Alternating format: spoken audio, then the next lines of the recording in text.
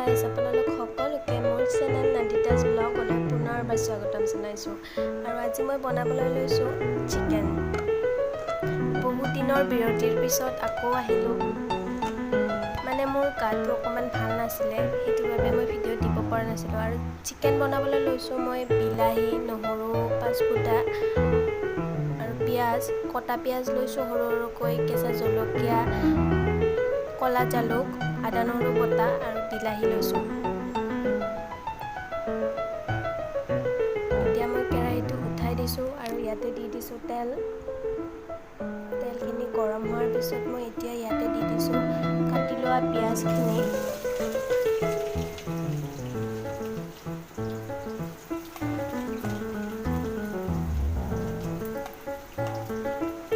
আৰু এইখিনি এবাৰ ভালদৰে লৰাই দিম।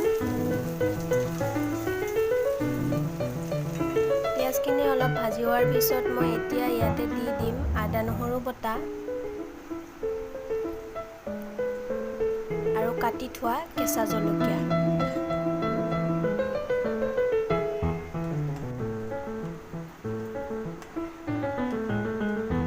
আৰু গোটেইখিনি এবাৰ ভালদৰে লৰাই দিম।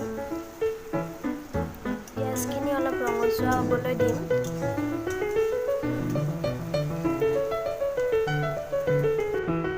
এতিয়া মই ইয়াতে দি দিম কাটি লোৱা বিলাহীখিনি।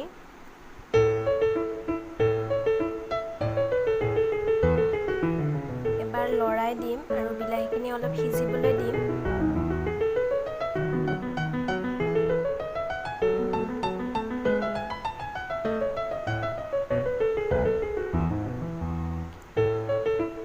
এতিয়া মই ইয়াতে দি দিছোঁ মাংসখিনি। আচলতে মাংস দিয়া ক্লিপছটো মোৰ ৰেকৰ্ড নহ'ল, সেইটো বাবে এনেকৈয়ে দেখুৱালোঁ। মাংসখিনি দি হোৱাৰ পিছত এবাৰ ভালদৰে লৰাই দিছোঁ। এইখিনি অলপ হ'বলৈ দিম।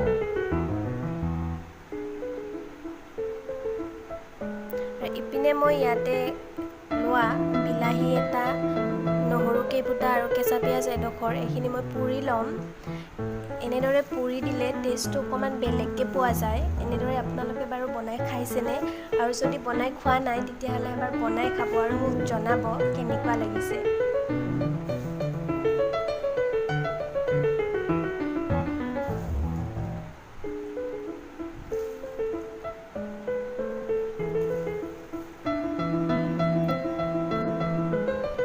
ইপিনে মই মাংসৰ ঢাকনিখন গুচাই চাইছোঁ। মাংসখিনি আকৌ এবাৰ ভালদৰে লৰাই দিছোঁ। এনেদৰে অলপ সময় ভাজি থাকিব লাগিব।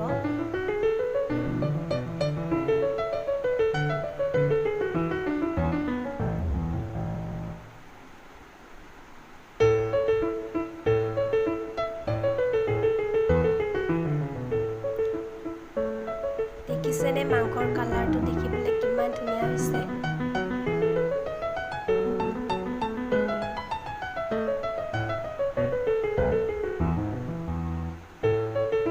এতিয়া মই ইয়াতে অকণমান পানী দি দিছোঁ মছলাখিনিৰে সৈতে মাংসখিনি সিজিবলৈ। আৰু এবাৰ ভালদৰে লৰাই দিছোঁ আৰু এইটো অলপ সময়ৰ বাবে হ'বলৈ দিম। আৰু ইপিনে মই পুৰি লোৱা বিলাহী, নহৰু আৰু পিঁয়াজটো এনেকৈ পিটিকা বনাই লৈছোঁ। আৰু মই মাংসখিনি মেৰিনেট কৰি থৈছিলোঁ।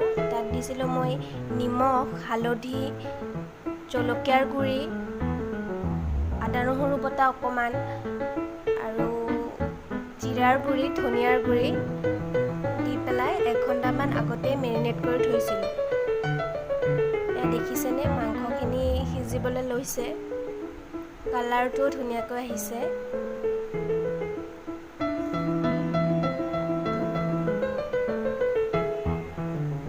এতিয়া মই ইয়াতে দি দিম পিটিকা কৰি লোৱা বিলাহী, পিঁয়াজ আৰু নহৰু।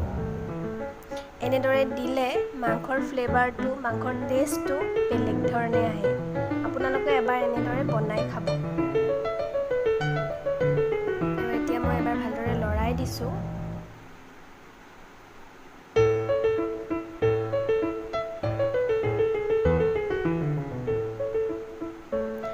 এতিয়া মই ইয়াতে পানী দি দিম। গৰম পানীও ব্যৱহাৰ কৰিব পাৰে। আৰু এতিয়া মই ইয়াতে দি দিছোঁ ক'লা জালুক।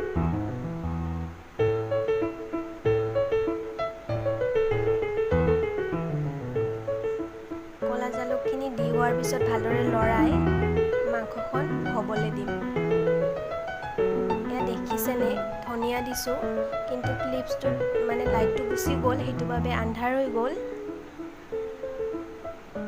এয়া ধনিয়া দিয়া হৈ গ'ল, মাংসখন প্ৰায় হৈ গৈছে।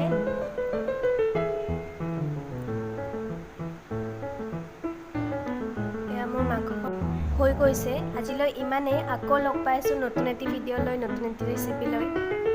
ধন্যবাদ। আৰু মই দেখুৱাই আছোঁ মাংসখনৰ ফাইনেল লুকটো। মাংসখন দেখিবলৈ যিমান ধুনীয়া হৈছে, খাবলৈও সিমানেই ধুনীয়া হৈছে। আৰু মই আগুৱাই যাবলৈ হ'লে আপোনালোকে মোৰ চেনেলটো ছাবস্ক্ৰাইব কৰিব, শ্বেয়াৰ কৰিব, লাইক কৰিব আৰু কমেণ্ট কৰি জনাব কেনেকুৱা ভিডিঅ' চাব বিচাৰে।